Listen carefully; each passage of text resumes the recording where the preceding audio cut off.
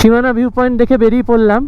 আর এখান থেকে মিরিক দেখাচ্ছে আর মোটে 19 কিলোমিটার এখান থেকে মিরিক। আর এখান থেকে আর 2 কিলোমিটার পরেই হচ্ছে পশুপতি ফটক, মানে যে মার্কেটটা বলছিলাম নেপালের। তো উনি বললো যে ওখানে ভেতরে যেতে যায়, বাইকটাকে এখানে রেখে জাস্ট একটা আধার কার্ড দেখাতে হবে হয়তো। তো ওখানে শুনেছি বাইকের অনেক পার্টস পাওয়া যায়, অনেক জিনিসপত্র ওখানে পাওয়া যায়, খুব সুন্দর মার্কেট। তো পৌঁছে গেছি পশুপতি ফটক। এখানে তো ক্যামেরা অ্যালাউ নেই, আই থিঙ্ক ক্যামেরাটা অফ করে দিই। তো এসে দাঁড়ালাম। তোমরা গাড়ি নিয়ে এলে যদি বর্ডার দেখতে যাও পশুপতি ফটক, তাহলে 4 চাকা আর বাইকের কিন্তু এখানে পার্কিং আছে। যাই ভেতরে দেখি ঢোকা যায় কিনা। Welcome to Nepal. তো আমি এখন নেপালের রাস্তায় হাঁটছি।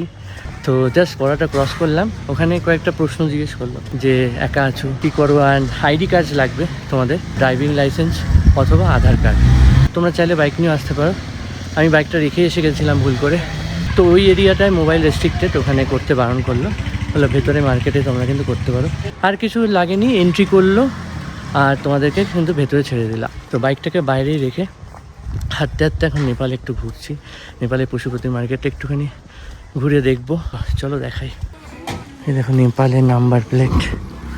বাহ, ওষুধের দোকানও রয়েছে, বাড়ি, এরকম এরকম শপসও রয়েছে এখানে। মানে ওয়াইন টাইন সব কিছুই কিন্তু এখানে রয়েছে।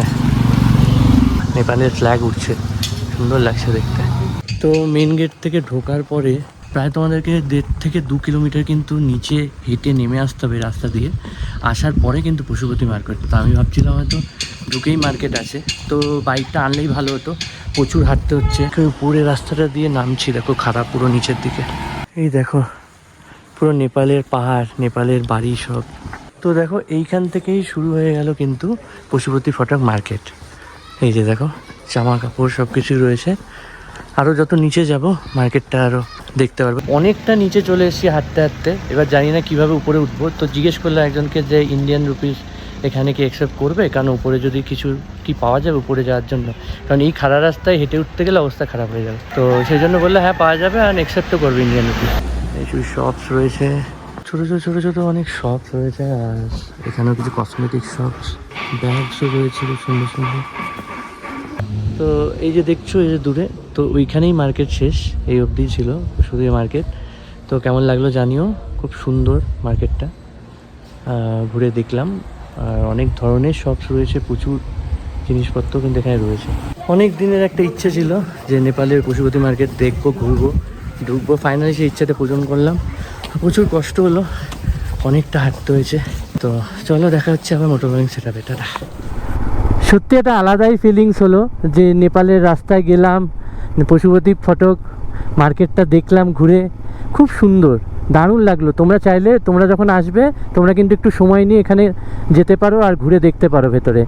সেরকম কোনো রেস্ট্রিকশানস নেই, তবে বেশি দূর যেতে পারবে না, বাইক হোক বা হেঁটে, দুটো ক্ষেত্রেই তোমার পশুপতি ফটক অবধি পারমিশন আছে। এর থেকে বেশি যেতে গেলে তোমাকে কিন্তু প্রপার পারমিট করে বানিয়ে আসতে হবে, তাহলেই কিন্তু তুমি যেতে পারবে। এখন আমি নামছি, সামনে পড়বে হচ্ছে গোপালধারা টি স্টেট। এখানে ভালোই ঠান্ডা আছে। আর এবার ডাউনের দিকে আমরা কিন্তু নামছি আস্তে আস্তে করে। আমার মনে হচ্ছে আজকে আমার শিলিগুড়ি ঢুকতে ঢুকতে রাত্রি 9টা-10টা তো বাজবেই কম করে। এই জায়গার রাস্তাটা দেখো, লেখা আছে আফটার উইস্কি ড্রাইভিং রিস্কি। এই সামনের রাস্তাটা শুধু দেখো, স্পিড লিমিট 20, আর রাস্তাটা পুরো স্টিপ উঠেছে। এরপর থেকেই শুরু হয়ে যাচ্ছে গোপালধারা টি স্টেট। তো চলো গোপালধারা টি স্টেটটা দেখাই তোমাদেরকে ঘুরিয়ে। Welcome to Gopaldhara T state. এখান থেকে মিরিকা 7 কিলোমিটার, আর আমি এখন ক্রস করছি গোপালধারা টি স্টেট। আর এখানে প্রচুর হোমস্টেও রয়েছে গোপালধারাতেও, তোমরা চাইলে থাকতে পারো। তো আমি এখন যেখানে এসে দাঁড়িয়ে আছি ঠিক আমার পেছনেই হচ্ছে গোপালধারা টি স্টেট। তো জায়গাটা দেখাই, দেখো তোমরা, এই হচ্ছে রাস্তার উপরেই পড়বে গোপালধারা টি স্টেট। এই যে সামনে যে চা বাগানটা দেখা যাচ্ছে দূরে, আর এখানে যত আছে পুরোটাই কিন্তু গোপালধারা টি স্টেট।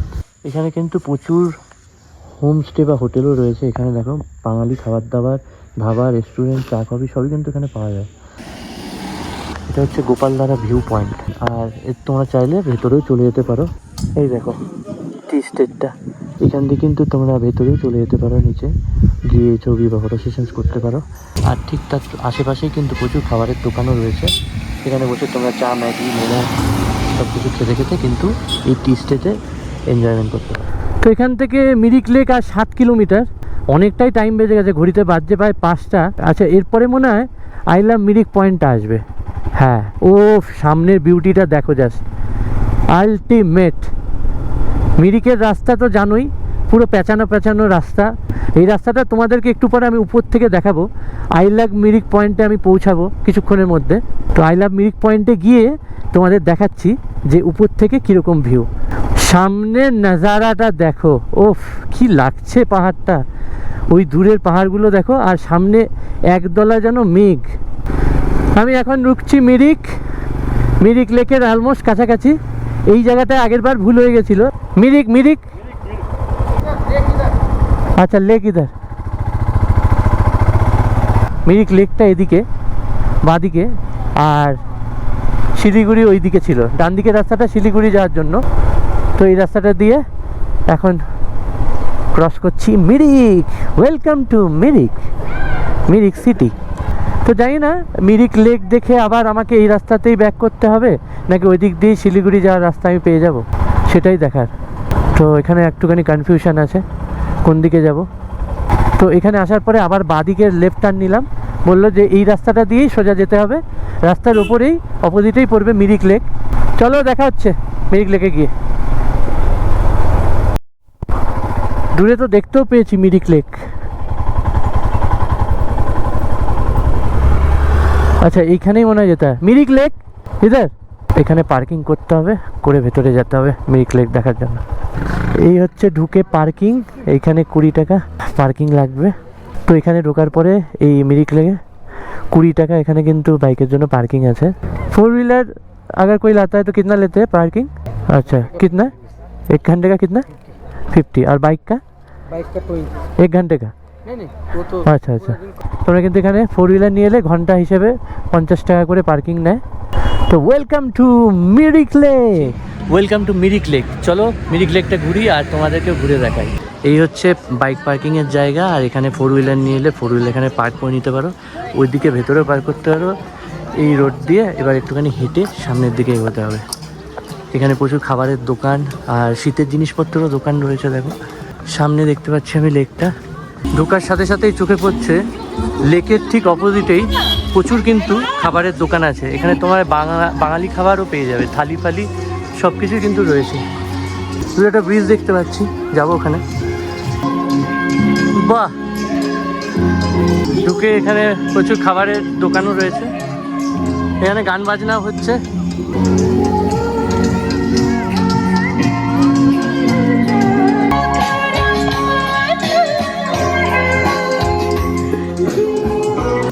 বাহ, সুন্দর জায়গাটা। একটা সুন্দর ব্রিজও রয়েছে। হাঁটতে উপরে চলে এলাম ব্রিজের ওপরে। আর ব্রিজের ওপর থেকে এই ভিউ, গোটা মিরিক লেকটা এই যে।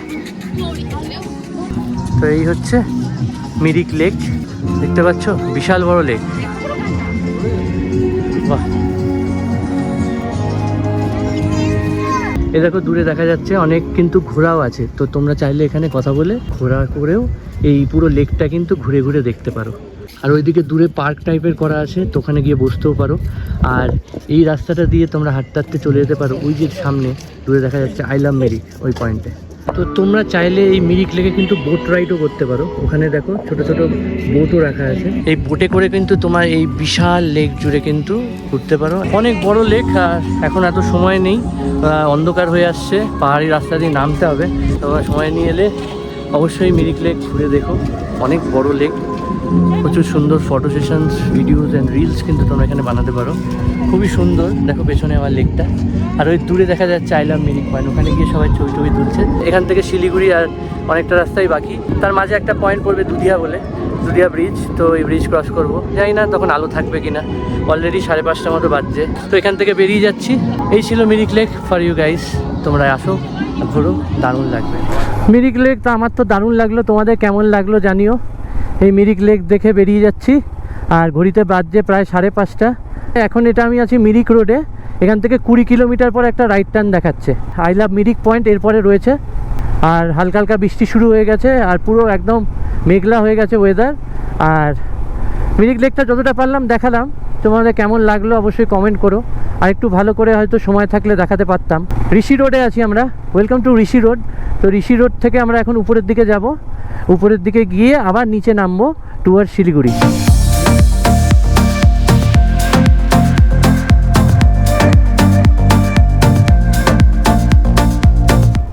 আচ্ছা, এখানে আসার পরে তোমরা কিন্তু সোজা চলে যাবে না, এখান থেকে লেফট টার্ন নিতে হবে টুয়ার্ডস শিলিগুড়ি। শিলিগুড়ি কিন্তু বাদিকে, আর ডান দিকে চলে গেল দার্জিলিং। এই রাস্তাটা অন্ধকার প্রায় হয়েই এসছে। এখনও আই লাভ মিরিক যে পয়েন্টটা, সেই পয়েন্টটা থেকে একটু দূরে আছি আমরা। আর সামনে দেখো দুই পাশে হচ্ছে শুধু চা বাগান। এই সব রাস্তাগুলো কিন্তু একদম পুরো এসের মতো, পুরো এস কাটিংয়ের রাস্তা, মানে প্রত্যেকটা রাস্তা না এরকম এরকম করে যাচ্ছে। উপর থেকে গিয়ে আমি দেখাচ্ছি রাস্তাটা কীরকম। তো welcome to I love Mirik. I love Mirik পয়েন্টে পৌঁছে গেছি। তো আমি এখন এসে পৌঁছে গেছি আই লাভ মিরিক পয়েন্টে।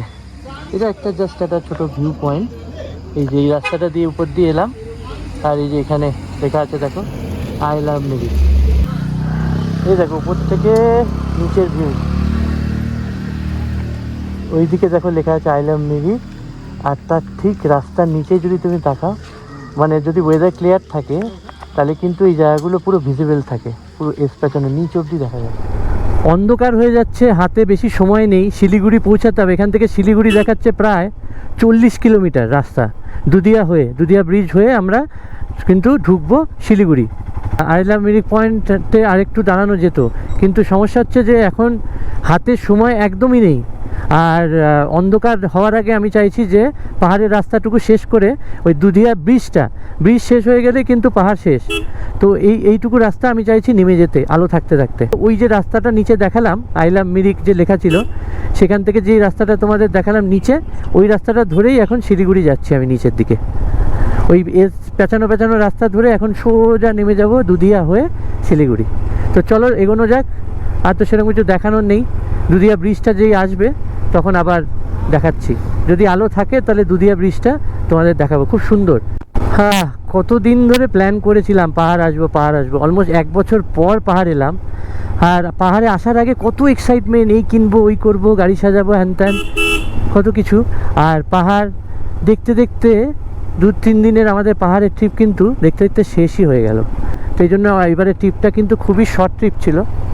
তবে মনটা খারাপ লাগছে যে এত পাহাড় করছিল মন, আর আজকে ফিরে যাওয়ার দিন এসে গেছে। যে পাহাড়ে আসার যে আনন্দ, পাহাড়ে আসার যে এনজয়মেন্ট, আর পাহাড়ের যে এই যে সিনিক বিউটি, এই যে অসাধারণ গ্রিনারিজ, এই যে পাহাড়ের এত সুন্দর রূপ, এইগুলোকে খুব মিস করবো यार, খুব মিস করবো। জানি না আবার কবে আসবো পাহাড়ে, তবে মনে থাকবে। আর আই থিঙ্ক তোমাদের ভিডিওতে মতটা পেরেছি, চেষ্টা করেছি তোমাদের ভাই যে ভালো করে আর কি জায়গাগুলোকে ঘুরে দেখানোর, আর যতটা ইনফরমেশন দেওয়ার বা যত ইনফরমেটিভ করতে পারি সেইটুকুই চেষ্টা করেছি। তো এইটুকুই বলার ছিল আর কি। চলো নামি, সামনের দিকে এগোই আর কি। ঘড়িতে বাজছে প্রায় 6:10। এখনও এখান থেকে শিলিগুড়ি দেখাচ্ছে 28 কিলোমিটার 51 মিনিট। আর এখান থেকে 1.8 কিলোমিটার যাওয়ার পরে ডান দিকে একটা টার্ন নিতে হবে টুয়ার্ডস মিরিক রোড, মানে এই মিরিক রোডটাকেই মেনটেন করতে হবে। তো মিরিকের রাস্তা ভালো, এই জন্য কোনো অসুবিধা হচ্ছে না। লাইট সব অন করে দিয়েছি, কারণ পুরো অন্ধকার হয়ে গেছে, আর কিছু দেখা যাচ্ছে না, সেরকম আলো নেই আর, কারণ অলরেডি 6:13 তো বাজেই। তো আর কিছুক্ষণের মধ্যে আমরা পাহাড় থেকে নেমে যাব, আর তারপর বাকি যেটুকু থাকবে সেটা তো সমতলের রাস্তা আর কি।